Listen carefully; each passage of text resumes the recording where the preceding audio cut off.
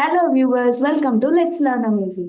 இன்னைக்கு நம்ம வீடியோல என்ன பார்க்க போறோம் அப்படின்னா, பாலிட்டியில உள்ள அதாவது ஹிஸ்டரி ஆஃப் பாலிட்டி அப்படின்ற கான்செப்ட் தான் நம்ம பார்த்துட்டு இருக்கோம். பாலிட்டியோட ஹிஸ்டரியில ப்ரீவியஸ் கிளாஸ்ல பார்த்தீங்க அப்படின்னா பிஃபோர் ரிவோல்ட் பார்த்துருப்போம். அதாவது ஹிஸ்டரி ஆஃப் கான்ஸ்டிடியூஷன் எப்படி உருவாச்சு அப்படின்றதுல நம்ம ரெண்டு பார்ட்டா பார்த்தோம். 1857 ரிவோல்ட், 1857 ரிவோல்ட். இதுல பிஃபோர் ரிவோல்ட், ஆஃப்டர் ரிவோல்ட் அப்படின்னு ரெண்டு கான்செப்டா நம்ம பார்த்திருக்கோம். இந்த பிஃபோர் ரிவோல்ட்ல பாத்தீங்க அப்படின்னா இதுல இயற்றப்பட்ட சட்டங்கள் என்ன அப்படின்னா ஒழுங்குமுறை சட்டம், அப்புறம் பிட் இந்தியா சட்டம், இந்திய இந்திய சாசன சட்டம். அடுத்து பாத்தீங்க அப்படின்னா அடுத்தும் சாசன சட்டம் வரிசையா 20 இயர்ஸ்க்கு வந்திருக்கும் சாசன சட்டம். அப்ப 4 சாசன சட்டம் பார்த்திருக்கோம். இதுல நம்ம ஒழுங்குமுறை சட்டம் எல்லாத்துக்குமே ஷார்ட்கட்டு இயரோட கொடுத்துருக்கோம். இந்த வீடியோ பார்க்காதவங்க டிஸ்கிரிப்ஷன்ல இந்த வீடியோக்கான லிங்கை கொடுத்துருக்கேன், அதை செக் பண்ணிக்கோங்க இந்த வீடியோவை. இப்ப பாத்தீங்க அப்படின்னா இந்த வீடியோல நம்ம சொல்லியிருப்போம் ஷார்ட்கட் எல்லாமே. பிட் இந்தியா சட்டம் எந்த இயர்ல வந்துச்சு அப்படின்றத கமெண்ட் செக்ஷன்ல கமெண்ட் பண்ணுங்க. இப்ப பாத்தீங்க அப்படின்னா ஆஃப்டர் ரிவோல்ட், ஆஃப்டர் 1857, அதாவது 1858ல இருந்து இயற்றக்கூடிய சட்டங்கள் என்ன அப்படின்ற கான்செப்ட் தான் இந்த வீடியோல நம்ம பார்க்க போறோம். இதுல ஃபர்ஸ்ட் பாத்தீங்க அப்படின்னா இந்திய அரசு சட்டம் 1858 ஃபர்ஸ்ட் வந்திருக்குது. அடுத்து பாத்தீங்க அப்படின்னா இந்திய கவுன்சில் சட்டம் 1861, இந்திய கவுன்சில் சட்டம் 1892, இந்திய கவுன்சில் சட்டம் 1909, இந்திய அரசு சட்டம் 1919, இந்திய அரசு சட்டம் 1935, இந்திய சுதந்திர சட்டம் 1947. இந்த சட்டங்கள் எல்லாம் தான் நம்ம பார்க்க போறோம். இப்ப இதுல பாத்தீங்க அப்படின்னா நம்ம 1857 ரிவோல்ட், இதுக்கு முன்னாடி பாத்தீங்க அப்படின்னா ஈஸ்ட் இந்தியா கம்பெனி தான் நம்மள ரூல் பண்ணாங்க. அதாவது பிரிட்டிஷ் வந்து ஒரு கம்பெனி கிட்ட நம்ம இந்தியாவை கொடுத்துட்டாங்க. அவங்க ரூல் பண்ணி அவங்க பிரிட்டிஷ்க்கு கீழே இந்த கம்பெனி நம்மள ரூல் பண்ணுவாங்க. இந்த ஆர்டர்ல தான் நம்மள ரூல் பண்ணிட்டு இருந்தாங்க. நமக்கு தெரியும் 1857 கிரேட் ரிவோல்ட்ல பெரும் புரட்சி ஆண்டு அப்படின்னு சொல்லுவோம். அப்ப அந்த கிரேட் ரிவோல்ட் முடிஞ்சதுக்கு அப்புறம் கம்பெனிக்கும் நமக்கும், கம்பெனில நிறைய பிரச்சனைகள், கம்பெனி நம்மளை ஆள்றதுல இங்க ஃபுல்லா எல்லா இடத்துலயும் நம்மளுக்கு நிறைய போராட்டங்கள் இதெல்லாம் வந்தனால டைரக்டா இந்த ரிவோல்ட் வெடிச்சனால என்ன பண்ணிட்டாங்க அப்படின்னா பிரிட்டிஷர்ஸ் நாங்களே டைரக்டா இந்தியாவை ஆட்சி செஞ்சுக்கலாம் அப்படின்னு சொல்லி நேரடி கண்ட்ரோல்ல இந்தியாவை அவங்க எந்த கம்பெனியும் வைக்காம நேரடி கண்ட்ரோல்ல இந்தியாவை ரூல் பண்ணிக்கலாம் அப்படின்ற ஐடியாவுக்கு வந்துட்டாங்க. அதனாலதான் நம்ம பாலிட்டில இங்க 1857 பிஃபோர் ஆஃப்டர்னு பிரிக்கிறோம். அப்ப பிரிச்சதுக்கு அப்புறம் பாத்தீங்க அப்படின்னா நேரடியா பிரிட்டிஷோட கட்டுப்பாட்டுல இந்தியா இருக்கிறப்ப ஃபர்ஸ்ட் சட்டம் பாத்தீங்கன்னா இந்திய அரசு சட்டம் 1858 அப்படின்னு சொல்லி கொண்டு வராங்க. இந்த இந்த இந்திய அரசு சட்டம் 1858 அப்படின்றத என்னன்னு சொல்றாங்க அப்படின்னா இந்திய நல்லாட்சி சட்டம் அப்படின்னு சொல்றாங்க. இந்திய நல்லாட்சி சட்டம் அப்படின்னு சொல்றாங்க. இது நோட் பண்ணிக்கோங்க, கொஸ்டின்ல கேட்பாங்க டிஎன்பிஎஸ்சி கொஸ்டின்ல. ஏன்னா சட்டங்கள் நிறைய இருக்கு, அதுல எது இந்திய நல்லாட்சி சட்டம் அப்படின்னு கேட்டீங்கன்னா இந்திய அரசு சட்டம் 1858ன்றது தான். இப்ப இந்த இந்திய நல்லாட்சி சட்டம்னு இந்த சட்டத்தை சொல்றாங்க. நம்ம என்ன சொன்னோம், இங்க டைரக்டா பிரிட்டிஷ் நம்மள ரூல் பண்றாங்க அப்படின்னு சொல்லிட்டோம். அப்ப ஃபர்ஸ்ட் என்ன பண்றாங்கன்னா இந்தியாவுக்குன்னு ஒரு சட்டத்தை உருவாக்குறாங்க. இந்தியாவுக்குன்னு ஒரு சட்டத்தை உருவாக்கி அத பிரிட்டிஷ் பார்லிமெண்ட்ல நிறைவேற்றுறாங்க. நமக்கு இங்க பார்லிமெண்ட் எதுவுமே இல்லை. அப்ப இந்திய சட்டத்தை உருவாக்கி பிரிட்டிஷ் பார்லிமெண்ட்ல ஆகஸ்ட் 2, 1858ல நிறைவேற்றுறாங்க இந்த சட்டத்தை. இந்த இயர் முக்கியம். ஃபர்ஸ்ட் இந்தியாக்கான சட்டத்தை பிரிட்டிஷ்ல எப்ப நிறைவேற்றம் செய்யறாங்க அப்படின்னு பாத்தீங்கன்னா ஆகஸ்ட் 2, 1858. அதுக்கப்புறம் இதே மாதிரி இந்தியால இதுக்கு முன்னாடி இருந்தவங்க எல்லாம் ஆளுநர்னு சொல்லி எல்லா ஏரியாலையும் இருந்திருப்பாங்க. இந்த பீரியட்ல பாத்தீங்க அப்படின்னா இந்த இடத்துல வைசிராய், அரச பிரதிநிதி அப்படின்ற போஸ்ட கொண்டு வராங்க. 1858ல இந்திய அரச பிரதிநிதி வைசிராய்ன்ற போஸ்ட். இதுல ஃபர்ஸ்ட் வைசிராய் யாரு அப்படின்னு பாத்தீங்கன்னா இந்த பிரிட்டிஷர்ஸ் எதுக்கு வர்றாங்க இந்தியாவுக்கு, கன்னிங்கா அவங்கள்ட்ட எவ்வளவு பொருள், கன்னிங்னா என்னெல்லாம் எடுக்கலாம், அவங்க கிட்ட இருந்து எவ்வளவு சோர்ஸ் இருக்கு, அது அவங்க கிட்ட இருந்து எவ்வளவு சுரண்டலாம் அப்படின்னு ஒரு கன்னிங்கான மனுஷன் அப்படின்னு, தந்திரமானவன் அப்படின்னு சொல்லுவாங்கல்ல, அதான் மீனிங். அப்ப ஃபர்ஸ்ட் வைசிராய் யாரு அப்படின்னு பாத்தீங்கன்னா கானிங் பிரபு ஆர் கன்னிங் பிரபு எப்படினாலும் சொல்லுவாங்க. இவர் தான் ஃபர்ஸ்ட் வைசிராய். இது ப்ரீவியஸ் இயர் கொஸ்டின். இப்ப இதை நீங்க ஞாபகம் வச்சுக்கணும். இப்ப ஃபர்ஸ்ட் வைசிராயா கானிங் பிரபுவை அப்பாயிண்ட் பண்றாங்க. இது இல்லாம இங்கிலாந்துல இங்கிலாந்துல இந்திய அரசு செயலர், இந்தியாவிற்கான அரசு செயலர் அப்படின்னு சொல்லி ஒருத்தரை நியமனம் பண்றாங்க. அதுல ஃபர்ஸ்ட் யாரு அப்படின்னு பாத்தீங்கன்னா சார்லஸ் வுட் அப்படின்றவர் தான் ஃபர்ஸ்ட் அரசு செயலர். எப்பவுமே நம்ம படிக்கிறப்ப ஃபர்ஸ்ட் வைசிராய் யாரு, லாஸ்ட் வைசிராய் யாரு, மிடில்ல தெரியறதும் நம்ம கனெக்ட் பண்ணிடுவோம். அது தெரியாதுனாலும் நீங்க ஃபர்ஸ்ட் பேசிக்கா ஃபர்ஸ்ட்னு வர்றது இங்கிலாந்தோட ஃபர்ஸ்ட் இந்திய அரச செயலாளர், ஃபர்ஸ்ட் வைசிராய், இதெல்லாம் நீங்க ரொம்ப இம்பார்ட்டன்டா எந்த எக்ஸாமுக்கு படிச்சாலும் ஞாபகம் வச்சுக்கணும். அப்ப ஃபர்ஸ்ட் அரசு செயலர் பாத்தீங்கன்னா சார்லஸ் வுட் அப்படின்றவர் தான் ஃபர்ஸ்ட் அரசு செயலர். இந்த இடத்துல என்ன பண்றாங்க அப்படின்னா டைரக்டா பிரிட்டிஷ் கட்டுப்பாட்டு கீழே வந்துருச்சுன்னு சொல்லிட்டோம். அப்ப அங்க விக்டோரியா மகாராணி ஒரு பேரறிக்கை ரிலீஸ் பண்றாங்க. அந்த அறிக்கையில என்ன சொல்றாங்க அப்படின்னா, இந்தியர்களோட மக்கள் நலன் தான் எங்களோட நலன், அதாவது நம்மள பிரைஸ் பண்ற மாதிரி அவங்க அந்த அறிக்கையில நிறைய விஷயங்களை சொல்றாங்க. உங்க நலனுக்காக நாங்க உங்களுக்கு எதுனாலும் ஹெல்ப் பண்ணுவோம், இந்த மாதிரி விஷயங்கள்லாம் சொல்றாங்க. இந்த விஷயங்கள் சொல்றது என்னைக்கு அப்படின்னு பாத்தீங்கன்னா, அதாவது விக்டோரியா மகாராணியின் பேரறிக்கை எப்ப அப்படின்னு பாத்தீங்கன்னா நவம்பர் 1, 1858. இந்த விஷயங்கள் தான் நீங்க 1858ல தெரிஞ்சுக்கக்கூடியது. இதுவே நமக்கு போதுமான விஷயங்கள். ப்ரீவியஸ் இயர் கேட்ட கொஸ்டின் எல்லாமே இதுலயே நமக்கு இன்க்ளூட் ஆயிடுச்சு. அடுத்து பாத்தீங்க அப்படின்னா இந்திய கவுன்சில் சட்டம். 1861. இது வந்து ஒரு வெரி இம்பார்ட்டன்ட் சட்டம். இந்த 1861ல என்னெல்லாம் பண்ணியிருக்காங்க அப்படின்னு பார்த்தோம்னா, நிறைய பார்லிமெண்ட், இங்க வந்து நமக்கு என்ன சொன்னாங்க, பார்லிமெண்ட் இங்க பிரிட்டிஷ் பார்லிமெண்ட்ல இந்திய சட்டம் நிறைவேற்றிருக்காங்க. அப்ப அந்த பார்லிமெண்ட்ல நிறைய இன்ட்ரடியூஸ் பண்றாங்க. என்னெல்லாம் இன்ட்ரடியூஸ் பண்றாங்க அப்படின்னா, இந்தியர்களுக்கு ஃபர்ஸ்ட் சட்டம், நீங்களும் சட்டம் இயற்றலாம் அப்படின்னு சொல்லி இந்தியர்களுக்கான சட்டம் இயற்றும் அதிகாரம் கொண்டு வராங்க ஃபர்ஸ்ட். அடுத்து பாத்தீங்க அப்படின்னா பட்ஜெட்ன்ற கான்செப்டை இன்ட்ரடியூஸ் பண்றாங்க. பட்ஜெட்ன்ற கான்செப்ட். அதுக்கப்புறம் பாத்தீங்கன்னா கேபினெட் சிஸ்டம் அப்படின்னு சொல்லுவோம். ஒரு பார்லிமெண்ட்ல கேபினெட், அப்புறம் போர்ட்போலியோ, இலாக்கா ஒதுக்கீடு அப்படின்னு சொல்லுவோம் இத தமிழ்ல, போர்ட்போலியோ சிஸ்டம். இது எல்லாமே இன்ட்ரடியூஸ் பண்றது எப்ப அப்படின்னு பாத்தீங்கன்னா இந்திய கவுன்சில் சட்டம் 1861ல. அப்புறம் கவர்மெண்ட்டுக்கு ஹெல்ப் பண்றதுக்காக ஒரு அட்வொகேட் ஜெனரல் அப்படின்ற ஒரு போஸ்ட கிரியேட் பண்றாங்க. அட்வொகேட் ஜெனரல்ன்ற போஸ்ட கவர்மெண்ட்டுக்கு ஹெல்ப் பண்றதுக்காக கிரியேட் பண்றாங்க. இந்த விஷயங்கள்லாம் தான் 1861. ஜஸ்ட் நீங்க மேலோட்டமா ஞாபகம் வச்சுக்கணும் அப்படின்னா, பார்லிமெண்ட்ல என்னென்னலாம் சிறப்புகள் இருக்கோ அதை ஃபுல்லா 1861 கவுன்சில் சட்டம்ல கொண்டு வராங்க. அடுத்து பாத்தீங்க அப்படின்னா 1892. இதுல ஒன்றும் பெருசா இருக்காது. இந்த இடத்துல இதுக்கு நடுவுல நமக்கு என்ன தெரிஞ்சிருக்கணும் அப்படின்னா, இந்த சட்டம் 1892ல வேணும் அப்படின்னா 1885ல, இது நம்ம வந்து ஐஎன்எம்ல படிப்போம். 1885ல ஐஎன்சி, இந்தியன் நேஷனல் காங்கிரஸ், இந்திய தேசிய இயக்கம்னு உருவாயிருக்கும். இதை வந்து நம்ம ஐஎன்சில டீடைல்டா படிப்போம். அப்ப இந்த குரூப் வந்து 1892ல வந்துருவாங்க. இவங்க வந்தோடனே என்ன பண்றாங்க, நிறைய ஃபைட் பண்றாங்க. ஃபர்ஸ்ட் இந்த சட்டங்கள்லாம் இருக்குல்ல, இதுல இந்தியன்ஸோட நம்பரை கூட்டுங்க, இந்தியர்கள் நிறைய பேர் இதுல எல்லாம் இருக்கிற மாதிரி, பார்லிமெண்ட்ல எல்லாம் இருக்கிற மாதிரி பண்ணுங்க அப்படின்ற சட்டங்கள்லாம் இயற்றுறாங்க.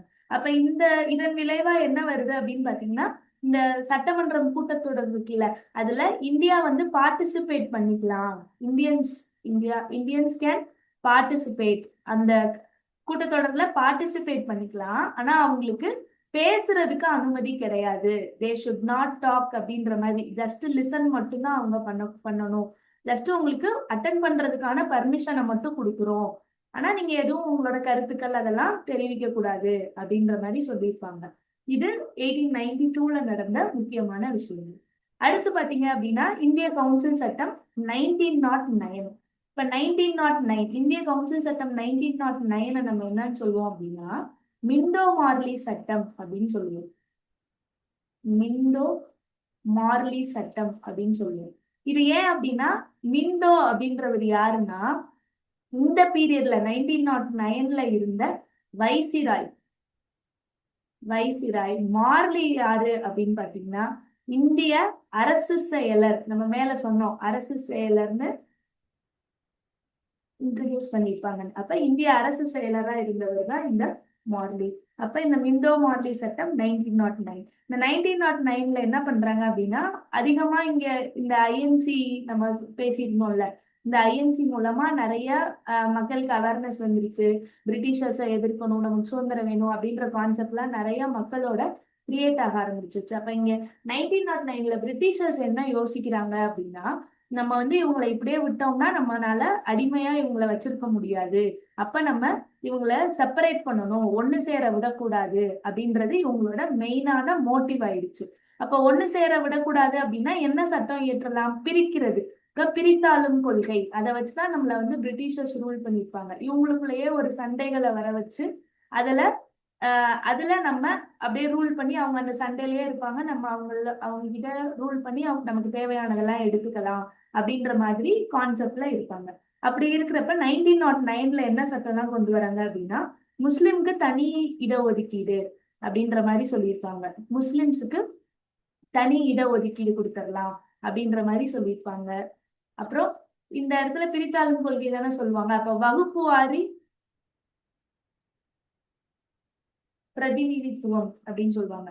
வகுப்பு வாரி, அதாவது செப்பரேட்டா ஒவ்வொரு குரூப்பா ஆளுகளை பிரிக்கிறது. வகுப்பு வாரி பிரதிநிதித்துவம் அப்படின்ற கான்செப்ட்ல சொல்லியிருப்பாங்க. இந்த வகுப்பு வாரி பிரதிநிதித்துவத்தை இங்கதான் இன்ட்ரோடியூஸ் பண்ணியிருப்பாங்க ஃபர்ஸ்ட். அப்ப யாரோட பீரியட்ல இன்ட்ரோடியூஸ் பண்றாங்க அப்படின்னா மிண்டோ பீரியட்ல. அதனால மிண்டோவை என்னன்னு சொல்றாங்க அப்படின்னா, மிண்டோவை வகுப்பு வாரி பிரதிநிதித்துவத்தின் தந்தை அப்படின்னு சொல்றாங்க. இது நமக்கு ப்ரீவியஸ் இயர் கொஸ்டின். சரிங்களா, நோட் பண்ணிக்கோங்க. மிண்டோ மார்லிய வகுப்பு வாரி பிரதிநிதித்துவத்தின் தந்தை அப்படின்னு சொல்றாங்க. இது யாரு அப்படின்னா மிண்டோ பிரபு. இது ப்ரீவியஸ் இயர்ல நமக்கு கேட்ட கொஸ்டின். இதுல இருந்து இந்த மாதிரி முக்கியமான சட்டங்கள்ல 1909ல இயற்றம் பண்றாங்க. இதை பத்தி இன்னும் டீடைல்ல நம்ம ஐஎன்சி படிக்கிறப்ப படிக்கலாம். ஜஸ்ட் இப்போதைக்கு ஹிஸ்டரி ஆஃப் கான்ஸ்டியூஷனுக்கு இது மட்டும் நீங்க தெரிஞ்சுக்கிட்டீங்கன்னா போதும். அடுத்த சட்டம் பாருங்க, 1909 முடிஞ்சோடனே 1919 வந்துருச்சு. அப்ப 1919ல என்ன பண்றாங்க அப்படின்னா, இந்த 1919 வர்றதுக்கு முன்னாடி இதை என்னன்னு சொல்லுவோம் அப்படின்னா மான்டேகு செம்ஸ்போர்ட் அப்படின்னு சொல்லுவோம். மான்டேகு செம்ஸ்போர்டு சட்டம் அப்படின்னு சொல்லுவோம். இந்த மான்டேக் செம்ஸ்போர்ட் தெரிஞ்சுக்கிறதுக்கு முன்னாடி ஒரு 2 விஷயங்கள் ஜஸ்ட் ஹிண்ட் மட்டும் தெரிஞ்சுக்கோங்க. 1917ல ஆகஸ்ட் அறிக்கை வருது. ஆகஸ்ட் அறிக்கை, இந்த அறிக்கை என்ன அப்படின்னு பாத்தீங்கன்னா, இதுக்கு நடுவுல ஃபர்ஸ்ட் வேர்ல்டு வார் வரும். ஃபர்ஸ்ட் வேர்ல்டு வாரோட பீரியட் வந்து 1914 டு 1918. இப்ப இந்த ஃபர்ஸ்ட் வேர்ல்டு வார்ல இந்தியன்ஸ் எல்லாருமே பிரிட்டிஷ்க்கு ஹெல்ப் பண்ணியிருப்பாங்க. அதனால அவங்களுக்கு ஒரு காம்ப்ளிமெண்ட் கொடுக்கலாம் அப்படின்ற மாதிரி இந்த ஆகஸ்ட் அறிக்கை வெளியிட்டிருப்பாங்க. இந்த ஆகஸ்ட் அறிக்கையில முக்கியமான 2 விஷயங்கள் என்ன அப்படின்னா, எல்லா துறையிலையும் இந்தியன்ஸ் ஒரு ஆளை உள்ள இன்க்ளூட் பண்ணிடலாம் அப்படின்னு. இப்ப கல்வி, சுகாதாரம், இந்த மாதிரி நிறைய இருக்கும்ல, போலீஸ், ஒவ்வொரு டிபார்ட்மெண்ட்லயும் ஒரு இந்தியன்ஸை வந்து சேர்த்துக்கலாம் அப்படின்ற மாதிரி ஒரு விஷயங்களை கொடுத்திருப்பாங்க. அடுத்து தன்னாட்சி இயக்கத்தை டெவலப் பண்ணலாம் அப்படின்னு சொல்லியிருப்பாங்க. இதை மட்டும் தெரிஞ்சுக்கோங்க. இந்த தன்னாட்சி இயக்கம் எல்லாமே ஐஎன்சில டீடைல்டா படிக்கும். இந்த 2 விஷயங்களை இவங்க கொடுக்குறாங்க. கொடுத்தோடனே மான்டேக் அறிக்கை 1918ல மான்டேக் வராரு. மான்டேக் அறிக்கை அப்படின்னு சொல்லுவாங்க இத. இந்த மான்டேக் யாரு அப்படின்னு பாத்தீங்கன்னா, இவரு ஒரு வைசிராய். Montagu viceroy. செம்ஸ்போர்டுன்றது அப்ப இருந்த இந்திய அரசு செயலர். நம்ம முன்னாடி சொன்னோம்ல, இங்க மிண்டோ மார்லிக்கு சொன்னோம்ல, அது மாதிரிதான் அரசு செயலர் தான் இந்த செம்ஸ்போர்ட் அப்படின்றது. இப்ப இங்க இங்க இந்த மான்டேக் தான் இங்க வந்து சில விஷயங்கள்லாம் சொல்றாரு.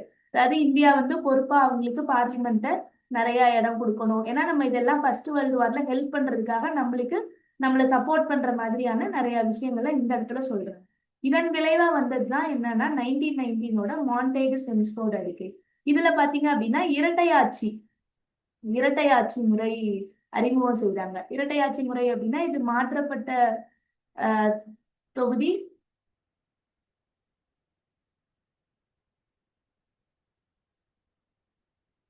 மாற்றப்பட்ட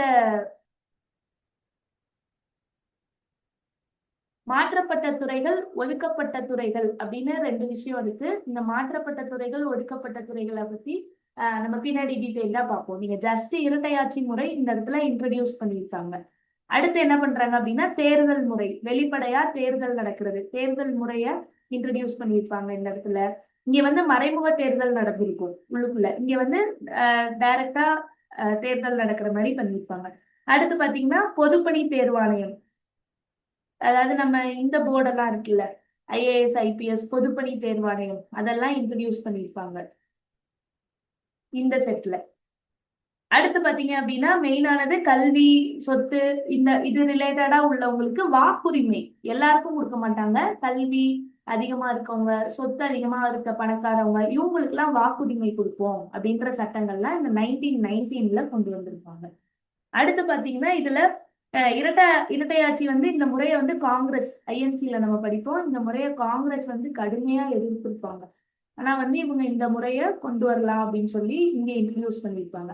இதை பத்தின டீடைல்ஸ் நம்ம ஐஎன்சில படிப்போம். அடுத்து பாருங்க 1935.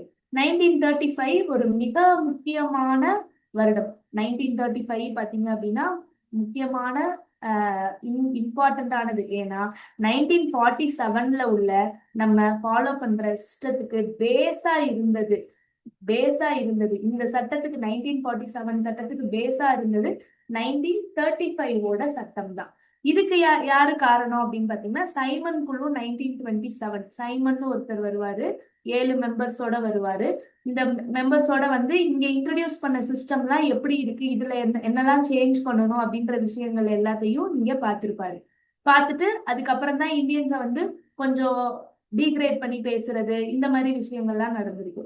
நடக்கிறப்ப இவங்கனாலலாம் இந்தியன்ஸ்னாலலாம் தனியா கான்ஸ்டியூஷன்லாம் கிரியேட் பண்ண முடியாது அப்படின்லாம் நம்மள தாழ்த்தி பேசியிருப்பாங்க. அப்பதான் மோத்திலால் நேரு வராரு. மோத்திலால் நேரு வந்து என்ன சொல்றாரு அப்படின்னா நான் கிரியேட் பண்றேன், நமக்கானதை உருவாக்குறேன் அப்படின்னு சொல்லி மோத்திலால் நேரு வராரு. அந்த நேரு அறிக்கை எப்ப அப்படின்னா ஆகஸ்ட் 10, 1928ல வெளியிட்டிருப்பாங்க. இதை பத்தி டீட்டெயிலா ஐஎன்சில படிப்போம். ஜஸ்ட் அவுட்லைன் மட்டும் தெரிஞ்சுக்கோங்க. அப்ப இதன் விளைவா தான் நமக்கு 1935ல சட்டங்கள் வருது, அரசு சட்டம் 1935. இதுல பாத்தீங்க அப்படின்னா முக்கியமானது என்னெல்லாம் வருது அப்படின்னா இந்த இடத்துல அதே மாதிரியே கொண்டு வராங்க. பொதுப்பட்டியல், மாநில பட்டியல், பொதுப்பட்டியல், மாநில பட்டியல், மத்திய பட்டியல், பொதுப்பட்டியல், இந்த மாதிரி காமனா இருக்குது என்ன, மத்திய அரசு எடுக்கிறது என்ன, மாநில அரசு என்ன, இந்த மாதிரி விஷயங்கள்லாம் கொண்டு வராங்க. அடுத்து மொத்த மக்கள் தொகையில 10% மக்கள் தொகைக்கு வாக்களிக்கும் உரிமையை கொண்டு வராங்க. வாக்களிக்கும் உரிமையை கொடுக்குறாங்க. இங்க கல்வி, சொத்து இதுல பெருசா அதிகமா இருந்தவங்களுக்கு மட்டும்தான் ஓட்டு அப்படின்னு சொன்னவங்க இங்க டோட்டல்ல இருந்து 10%க்கு வாக்குறுதி கொடுப்போம் அப்படின்னு சொல்றாங்க. அடுத்து முதல் தேர்தல், இதன் விளைவா 1937ல நடக்குது ஃபர்ஸ்ட் தேர்தல்ன்ற ஒரு கான்செப்ட் 1937ல தான் நடக்குது. அது எல்லாமே இந்த 1935ஓட சட்டத்தின் விளைவா தான் நடக்குது. இந்த சட்டங்கள், தேர்தல், இதுல யாரு போட்டிடுறாங்க, இது எல்லாமே ஹிஸ்டரி ரிலேட்டட். சரிங்களா? ஃபர்ஸ்ட் தேர்தல் இங்க நடக்குதுன்றது மட்டும் இப்போதைக்கு போகுது. இதுக்கு அடுத்து இதன் விளைவா இதெல்லாம் 1935ல ஆர்பிஐ, 1935ல ஆர்பிஐ அதாவது ரிசர்வ் பேங்க் ஆஃப் இந்தியா, இது 1935ல தான் உருவாயிருக்கும். இதெல்லாம் முக்கியமான சட்டங்கள் 1935ல. அடுத்து 1947 என்னது, சுதந்திர சட்டம். 1947 இந்தியா சுதந்திர சட்டம் அப்படின்னு சொல்லுவோம். இப்ப இந்த 1947ல வேணும் அப்படின்னா இதுக்கு முன்னாடி நிறைய செகண்ட் வேர்ல்டு வார் வந்தது. செகண்ட் வேர்ல்டு வாரோட பீரியட் பாத்தீங்கன்னா 1939 to 1945. அப்ப இந்த இடத்துல நிறைய மாற்றங்கள். செகண்ட் வேர்ல்டு வார் வந்தோடனே ஃபர்ஸ்ட் வேர்ல்டு வார்ல சப்போர்ட் பண்ணவங்க இந்தியன்ஸ், செகண்ட் வேர்ல்டு வார்ல இவங்க சப்போர்ட் பண்ணாலும் எதுவும் செய்ய மாட்டாங்க அப்படின்னு சொல்லி ஹிஸ்டரியில நிறைய மாற்றங்கள் நடந்திருக்கும். எல்லாமே நம்ம ஐஎன்எம்ல கிளியரா படிக்கலாம். இப்போதைக்கு இந்த செகண்ட் வேர்ல்டு வாரின் விளைவா தான் ஃபைனலா ஒரு கட்டத்துல இந்தியாவுக்கு சுதந்திரம் வழங்கிடலாம் அப்படின்ற மாதிரி சொல்லிடுறாங்க. அப்ப வந்ததுதான் இந்திய சுதந்திர சட்டம் 1947. அப்ப 1947ல ஃபர்ஸ்ட் எப்ப ரிலீஸ் பண்றாங்க அப்படின்னா மவுண்ட் பேட்டன் திட்டம் அப்படின்னு இருக்கும். மவுண்ட் பேட்டன் திட்டம். மவுண்ட் பேட்டன் திட்டம் எப்ப அப்படின்னு பாத்தீங்கன்னா ஜூன் 3, 1947. இத ஜூன் 3 திட்டம்னு சொல்லுவாங்க. மவுண்ட் பேட்டன் திட்டத்தை ஜூன்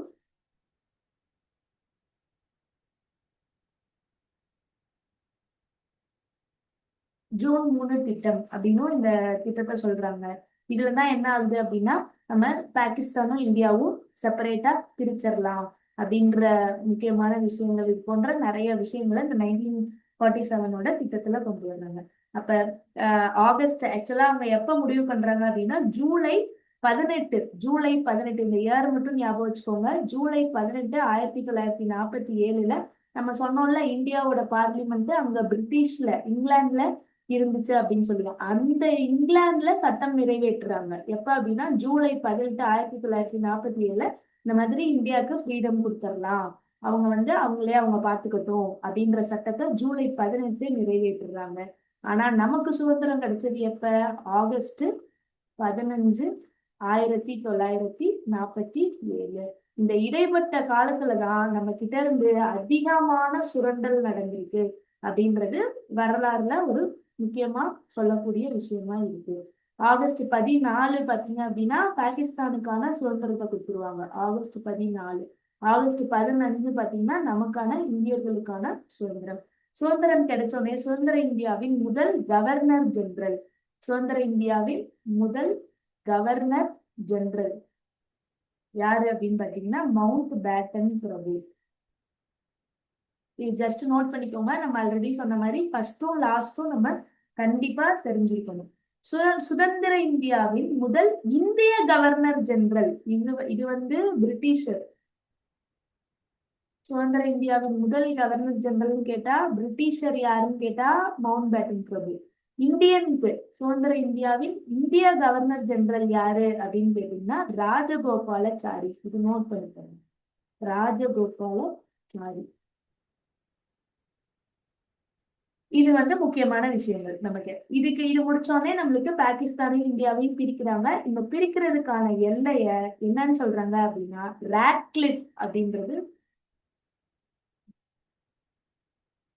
ராட்கிளிஃப் இவரோட தலைமையில தான் இந்த குழு ஜாயின் பண்ணி எல்லை இந்தியா பாகிஸ்தானுக்கான எல்லைய பிரிக்கிறதுக்காக இவரு நியமிக்கப்படுறாரு. அப்ப இந்தியா பாகிஸ்தானோட பார்டர் நம்ம என்னன்னு சொல்லுவோம் அப்படின்னா ராட்கிளிஃப் பார்டர் லைன் அப்படின்னு சொல்லுவோம். இன்னைக்கான கான்செப்ட் நம்ம பார்த்தாச்சு. ஆஃப்டர் ரிவோல்ட் நெக்ஸ்ட் கிளாஸ்ல நம்ம கண்டினியூஸா அரசியல் நிர்ணய சபை எப்படி உருவாச்சு அப்படின்றது, கான்ஸ்டிடியூஷன் எதெல்லாம் இம்பார்ட்டன்ட் தேவை, எப்படி உருவாச்சு, அந்த புக்கு எப்படி உருவாச்சு அப்படின்ற கான்செப்ட் எல்லாமே நெக்ஸ்ட் கிளாஸ்ல இருந்து கண்டினியூஸா அப்படியே ஃபாலோ பண்ணிட்டு போகலாம். இதுல பிஃபோர் ரிவோல்ட் பார்க்காதவங்க டிஸ்கிரிப்ஷன்ல லிங்க் கொடுத்துருக்கேன், அந்த வீடியோவையும் பார்த்துக்கோங்க. ஓவரால் உங்களுக்கு இந்த வீடியோ பார்த்து ஒரு ஐடியா கிடைச்சிருக்கும் அப்படின்னு நினைக்கிறேன். இதுல உங்களுக்கான கொஸ்டின் என்ன அப்படின்னு பாத்தீங்கன்னா இந்தியாவோட ஃபர்ஸ்ட் அரசு செயலர் யாரு அப்படின்றத கமெண்ட் செக்ஷன்ல கமெண்ட் பண்ணுங்க. நெக்ஸ்ட் வீடியோல இதோட கண்டினியூஷனை இன்ட்ரெஸ்டிங்கான ஸ்டோரி டைப்ல பார்க்கலாம். நம்ம அகாடமில கம்பைன் டெக்னிக்கல் சர்வீஸ் அட்டன் பண்றவங்களுக்கான ஜெனரல் ஸ்டடீஸ் கிளாஸஸ் போயிட்டு இருக்கு. ஜாயின் பண்ணணும் அப்படின்னு வில்லிங் இருக்கவங்க டிஸ்கிரிப்ஷன்ல இருக்க கான்டாக்ட் நம்பருக்கு கால் பண்ணி உங்களோட டீட்டெயில்ஸ் எல்லாத்தையும் நீங்க கேட்டுக்கலாம். நெக்ஸ்ட் இன்ட்ரெஸ்டிங் வீடியோல மீட் பண்ணலாம். தேங்க்யூ.